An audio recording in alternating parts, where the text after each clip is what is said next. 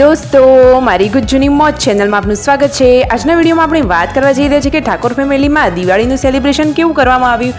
દોસ્તો, આ વખતે સંજોગો વસાવત તેમના ઘરે સેલિબ્રેશન કરવામાં આવશે નહીં, આપણે બધા જાણીએ છીએ, પરંતુ આ તેમનો ગયા વર્ષનો દિવાળીનો વિડીયો। તો દોસ્તો, એ વખતે તેમણે કેવું સેલિબ્રેશન કર્યું હતું અને બધાએ કેવો આનંદ માણ્યો હતો, જમવામાં કઈ કઈ મીઠાઈઓ લાવ્યા હતા અને કેટલા બધા ફટાકડા લાવ્યા હતા, તે બધું જોવા મળશે તમને મારા આ વિડીયોમાં। થોડીક ઝલકમાં ઘણી બધી માહિતી મેળવી લો દોસ્તો। ભલે ને એમનો વિડીયો હોય જૂનો, પરંતુ તેમના વિડીયો જોવાની તો મજા જ પડી જાય। Full video link in description box, તો ત્યાં જઈને તમે આખો વિડીયો વોચ કરી શકો છો। ભલે ને એક વર્ષ જૂનો જ વિડીયો હોય, પરંતુ આનંદ તો ઠાકોર ફેમિલી સાથેનો છે ને। જુઓ, એક વર્ષ પહેલાં પણ બધા જ લોકો કેવા હળીમળીને રહેતા હતા અને સંજયભાઈએ તો કેટલા બધા ફટાકડા ખરીદ્યા છે। જુઓ તો ખરા, બંને ખાટલામાં તેમને તો ફટાકડા તપાડવા માટે મૂકી દીધા છે।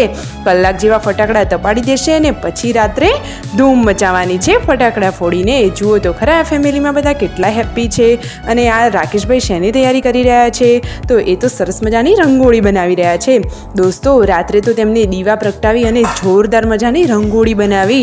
શું તમારે એ રંગોળી જોવી છે? કેવી સેલિબ્રેશન કર્યું અને જોરદાર મજાની રંગોળી તૈયાર થઈ ગઈ છે, તમે આ વિડીયોમાં લાઈવ જોઈ શકો છો। આવી ટૂંકી ટચુકડી લાઈવ લેટેસ્ટ અને નવી જ અપડેટ મેળવવા માટે ચેનલને ફટોફટ સબસ્ક્રાઈબ કરી દેજો। અને દિવસે રંગોળી બનાવીને તૈયાર કરી છે અને કોઈ તેને ખરાબ ના કરી દે એટલા માટે ઉપર ખાટલો મૂકી દીધો છે। બચ્ચા પાર્ટી તો જુઓ સરસ મજાના તારામંડળ કરી રહ્યા છે, ફૂલચડી કરી, અને બચ્ચા પાર્ટી તો ખુશ છે।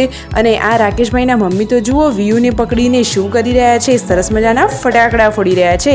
ઘરમાં એકદમ આનંદનો માહોલ છે। અરે, દિવાળીનો તહેવાર જ એવો હોય છે ને દોસ્તો, બધા ઘરે આવે અને હળીમળીને આ તહેવારનો આનંદ માણતા હોય છે। અને રણજીતભાઈ લાવ્યા છે આવડો મોટો ફટાકડો, તો હવે તે ફટાકડો ફોડવા જઈ રહ્યા છે। તમે જુઓ તો ખરા કે આકાશમાં તો કેટલી બધી રોશની કરી નાખી આ ફટાકડાએ। જુઓ, 1 2 3 એન્ડ સ્ટાર્ટ। જુઓ તો ખરા કેટલો સરસ મજાનો આ ફટાકડો ફૂટ્યો, તમે જુઓ। અને રાકેશભાઈએ સરસ મજાની રંગોળી બનાવી દીધી છે।